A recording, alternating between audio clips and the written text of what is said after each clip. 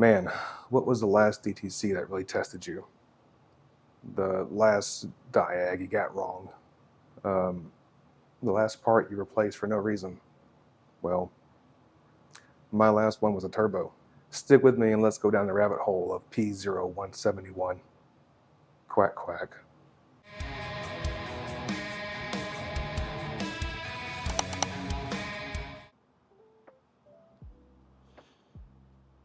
So I replaced the turbo for no reason. It was just this. A failed fuel injector. 2023 Chevrolet Malibu 1.5 turbo. I failed to stick to my diagnostic method. For every DTC, you want to develop your own diagnostic method. That way you have a laid out plan of how you're going to attack said DTC. And depending on what information you gather is going to lead you, am I going this way or this way? Unfortunately, I fell into the trap of commonly failed components. I've probably replaced at least 12 turbos that were actually needed. It happens. I dropped the ball. So as you laugh at my pain, we can take this opportunity and learn something. The more you know, the more you don't know. So what is P0171? Well, P0171 is Fuel System Lean Bank 1. You can also have P0174, which would be Fuel System Lean Bank 2. But in this case, the vehicle only has one bank. So since this vehicle is a 4-cylinder, let's stick with P0171 and P0172. Default codes that only have to deal with one bank. So P0171 is System 2 Lean, and P0172 is Fuel System 2 Rich. Essentially, when a P0171 is set, your fuel trims are going to go rich. We are trying to compensate for unmetered air or a incorrect burn, a bad burn. So what is running lean versus running rich? At all times, the job of the PCM is to maintain what's called stoichiometry, 14.7 to 1. It's the ratio between air and fuel. Now, when you have the incorrect ratio, that's when the table begins to skew one way or the other. Depending on what the issue is, we can have either a lean concern or a rich concern. We use our fuel trims to actually pinpoint that, or at least that's how I handle them. The cool thing about fuel trims is that you can actually manipulate them to a certain degree and watch it happen in real time. This gives you a go or no-go test. It also gives you direction of where am I going next? Am I after air or am I after fuel? When an engine runs lean, we're going to see our fuel trims run rich, plus 10%. The sweet spot before fuel trims is usually 0, and you're going to have an oscillating effect of back and forth. It's like a war, right? We are constantly running checks and balances to see if the engine is running correctly. So when we notice that the vehicle fuel trims are running rich, plus 10, we are going to set the check engine light for P0171. We don't want unburned fuel entering the cat.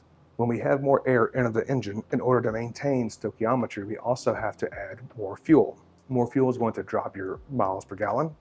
It's going to increase the work of the fuel pump and the fuel system. If the gas in it is not good, it can cause damage to other components. You don't want to run bad gas through your injectors, your fuel rails, especially in this case being direct injection. We have a high pressure fuel pump. Now, if we're unable to actually burn all the fuel entering the combustion chamber, we get what? A misfire. And we also have unburned fuel entering the cat, which can speed up the process of degradation. Essentially, you get a P0420. So where I went wrong was I didn't follow a process. I automatically assumed it was pattern failure, didn't even think about it. Did the repair, and this was the culprit, fuel injector. We have to develop a diagnostic process to help us tackle these DTCs, especially P0171. You can't just buy all the parts to fix this. I mean, essentially, you can do what you like, but you're going to spend a bunch of money that you don't have to. The reason why I like P0171 so much is because it's 50-50. Either it's going to be really easy or it's not. Now, what could I have done differently in order to narrow down and follow the path? Collect more data, more usable data. So what are fuel trims?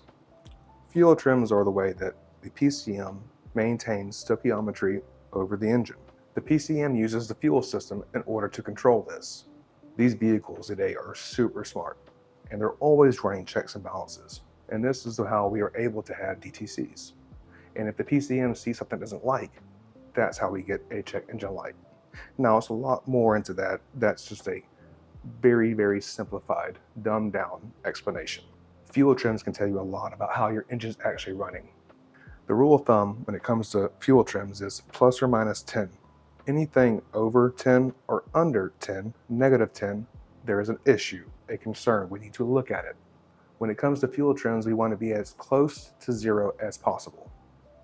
We have long-term fuel trims and we have short-term fuel trims. Long-term fuel trims is going to be how has the engine been running over a period of time.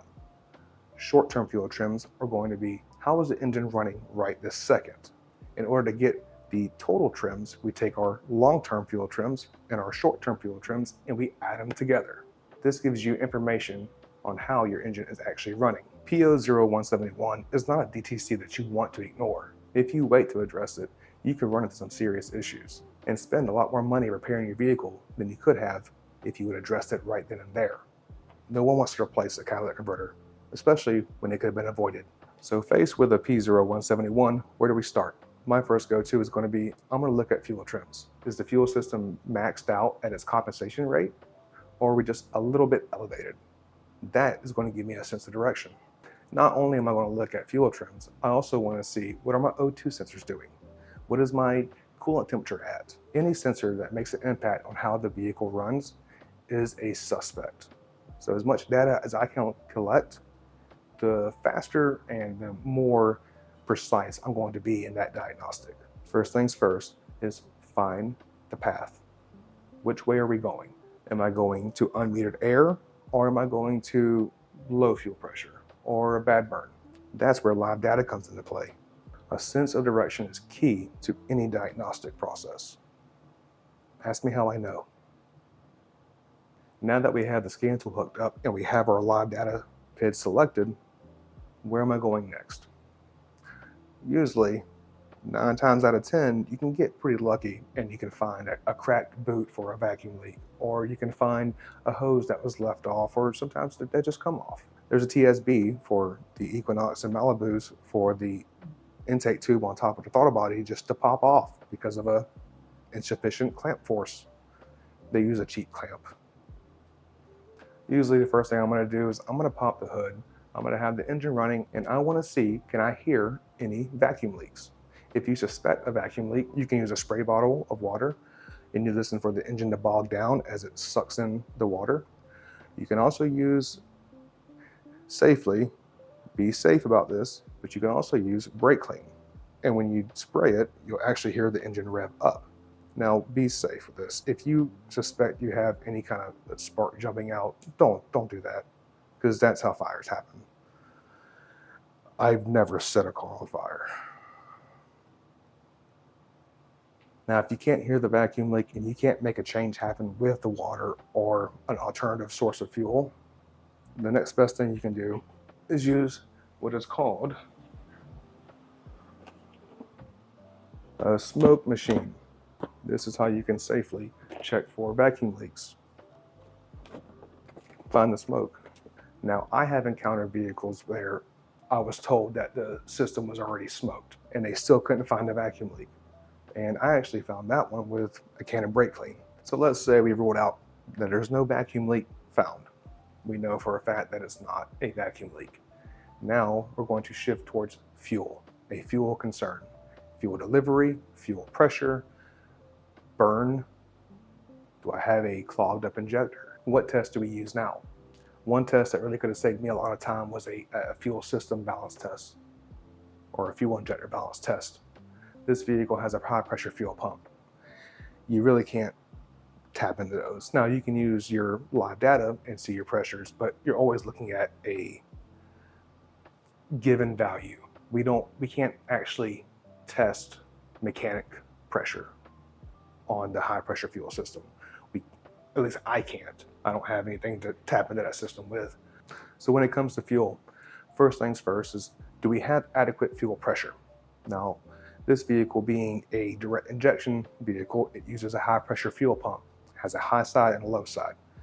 Let's start with the low side because that is the side that we can actually test mechanically with a real, mechanical pressure gauge. We want to compare our mechanical gauge to the values that we see in live data. Remember, live data is only as good as your live data. That's why you want to verify with the mechanical gauge. Now, before we jump in and we just start taking things apart, tapping into the fuel system, I'd rather spend more time with the scan tool looking at live data and try to get a sense of direction that way. If I could spend more time looking at the tool and less work having to tear apart things and run tests that I don't necessarily have to run, that's the way that I'm going to go. We want to be efficient, but we want to be as evasive as possible. Anything that we cannot touch is less of a risk that we potentially break something or move something the wrong way. We could potentially fix the issue without verifying what the issue was. On this vehicle, we could use the scan tool to read our low pressure and our high pressure. Now you have a desired pressure and an actual pressure. And what I like to do is to take the actual and the desired and look at them side by side and see, are they relatively close? There is a threshold between the differences, but I want to see, or is it very, very close? So one test that I really wish that I would have remembered was to use a cylinder balance test. The purpose of an injector balance test is to see what each injector is contributing. Are they all up to spec? Are they all relatively close? Or is one sticking out? Now, I didn't use that test, and I wish I would have. The test was actually located in special functions. I just never went that route of fuel. Now, if you don't have a scan tool, there are other ways that you can perform an injector balance test. Now, this is a relatively cheap injector pulse tool. What we do with this is that we hook this tool to battery with the clamps, and then we hook these leads to your injector, and we pulse it. And we use that in combination with the fuel pressure over a certain duration of time, and we calculate to see how much each injector is producing. Luckily, I have a scan tool that can perform the injector balance test from the driver's seat. One key piece of information that I did not catch was the fact that I did have a misfire. I didn't have a code for a misfire, but if I watched live data, misfire data, I could clearly see that there was a misfire occurring. So what sent me down the path of fuel was the fact that I could watch my low pressure drop more than the spec with the key off. Where is the pressure going? Now, if you didn't know, your fuel system is supposed to maintain a prime. That's why we can jump in our vehicles, hit the key, and the engine starts right up. Now, if a vehicle doesn't maintain its prime, that's where we have what's called an extended crank. This is because of loss of fuel pressure. So ultimately, with the findings of the fuel pressure dropping and the fact that I have a misfire, that's where I decided that the vehicle needed injectors. Now, direct injection engines are known to have carbon buildup issues. That's why nowadays most manufacturers are incorporating multi-port injection along with direct injection. The multi-port injection helps to keep the carbon at bay. I have confirmed that my high pressure pump is performing. The pressure is adequate. I have confirmed that the low side fuel pump pressure is also adequate. If the entire rest of the fuel system is operating correctly, all that's left are the fuel injectors. Now keep in mind that I am fleet. I don't have a customer that paid for this turbo and pretty much didn't need it. That doesn't happen. I did replace all four. Rule of thumb is if one's going bad or not contributing, the other three are soon to follow. So while you're in there, go ahead and do all of them. Save yourself the headache and the trouble and the pain. Now on this setup, GM has this elaborate tool that is almost a jig. Essentially, it's a jig that bolts to the entire fuel rail, injector assembly, all four. It's ridiculous, but it's because these are pressed in. They're press fit, and apparently this ring is called a combustion ring. You learn something new every day. So we've eliminated the possibility of a vacuum leak. We have pinpointed that there is an issue with the contribution of said injectors. Now what? Well, we replaced the injectors, and now we had to verify the repair. We can do this by using our short-term and long-term fuel trims.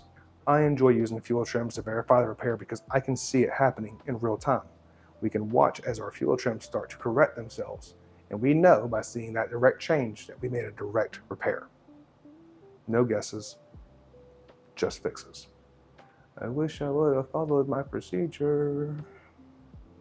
Now, why did I replace the turbo? Makes no sense, especially after looking back on it. I feel kind of dumb. The reason why I replaced the turbo is because the most common failure point on those is where the wastegate linkage hooks to the turbo. The butterfly valve, whatever it is, it falls through, it breaks. It's a bad design, it's not good. They always break right there. Essentially, what it does is it causes a vacuum leak, unmetered air getting into the system. What I should have realized is that it would also have caused a boost leak, which we would have got a boost under pressure. So save yourself from falling into the trap that I did by not trusting pattern failures. So here's my advice for tackling P0171. Hopefully you learned something. If you like the style of video, let me know down in the comments. What's the next DTC that I should tackle? Would you like a deeper dive into fuel systems? Would you like to learn more about a specific system? Let me know in the comments down below. Thanks for watching. Doug, signing out. Quack, quack.